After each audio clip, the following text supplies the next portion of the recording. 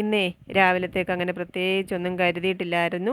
കുറച്ച് കുഞ്ഞ് ചേമ്പ് പുഴുങ്ങാമെന്ന് വിചാരിച്ചെടുത്തതാണ്. കഴിഞ്ഞ ദിവസം ചെന്നപ്പോൾ മാമി തന്നു വിട്ടതാട്ടോ. മോനുകുട്ടൻ രാവിലെ സൈക്കിൾ ചവിട്ടാൻ ഇറങ്ങിയതാണ്. അപ്പോൾ ഈ പറമ്പൊക്കെ വൃത്തിയാക്കിയപ്പോൾ കിട്ടിയ ഒരു പഴയ പൈപ്പ് കഴുകി മിനുക്കി അവിടെ കൊണ്ട് വെച്ചിട്ടുണ്ട്. എന്തിനാണെന്നൊന്നും എനിക്ക് അറിഞ്ഞുകൂടാ. എനിക്ക് ചമ്മന്തി അരയ്ക്കാൻ കുറച്ച് കാന്താരി പിച്ചി തരുമോ എന്നൊക്കെ ചോദിച്ചപ്പോൾ അവിടുന്ന് ഇവിടുന്നും ഒക്കെ ദേ ഒരു 5-6 കാന്താരിയൊക്കെ നുള്ളിക്കൊണ്ട് തന്നിട്ടുണ്ട്. ഞാൻ ഈ ചേമ്പ് നല്ലതുപോലെ കഴുകി അങ്ങ് വൃത്തിയാക്കി എടുക്കാമെന്ന് വിചാരിച്ചു. ഇത് ചിരണ്ടി എടുക്കാനൊക്കെ ഇരുന്ന് എൻ്റെ കൈക്ക് പറ്റൂല. അതുപോലെ കുറേ സമയം മെനക്കേടാണ്. കുഞ്ഞ് ചേമ്പായിരുന്നു കേട്ടോ. അപ്പോൾ ഉപ്പൊക്കെ ഇട്ട് അതങ്ങോട്ട് വെക്കുന്നുണ്ട്. മോനുകുട്ടന് ചേമ്പ് പുഴുങ്ങിയത് രാവിലത്തേക്ക് വേണ്ടാന്ന് പറഞ്ഞു. അപ്പോൾ 2-3 സ്പൂൺ ഓട്സ് എടുത്തിട്ടുണ്ട്. അത് പാലൊക്കെ ഒഴിച്ച് കാച്ചി എടുത്ത് വെക്കുന്നുണ്ട് അവന് വേണ്ടിയിട്ട് കേട്ടോ. ചിലപ്പോഴൊക്കെ രാത്രി അത്താഴത്തിന് ഓട്സ് മതി എന്നൊക്കെ മോനുകുട്ടൻ പറയും.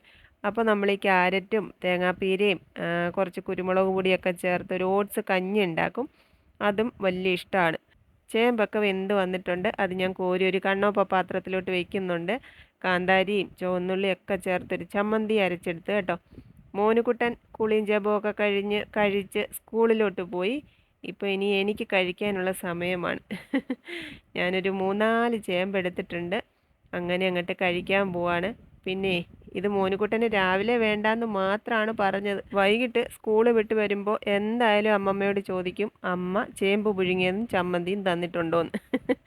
ഇല്ലെന്നെങ്ങാനും പറഞ്ഞാൽ അവിടെ യുദ്ധം നടക്കും. പുഴുങ്ങിയ പാടെ കൊണ്ട് കൊടുത്താൽ മോനുകുട്ടൻ അതെടുത്ത് കഴിക്കാൻ അറിഞ്ഞുകൂടാ. അമ്മമ്മയ്ക്ക് കൈ വിറയ്ക്കുന്നതുകൊണ്ട് ഒട്ടും പറ്റൂല. അപ്പം ഞാൻ അതിൻ്റെ തോലൊക്കെ കളഞ്ഞ് വൃത്തിയാക്കി ചമ്മന്തിയൊക്കെ ആയിട്ട് അവിടെ കൊണ്ട് ഏൽപ്പിച്ചിട്ടാണ് പോയത്.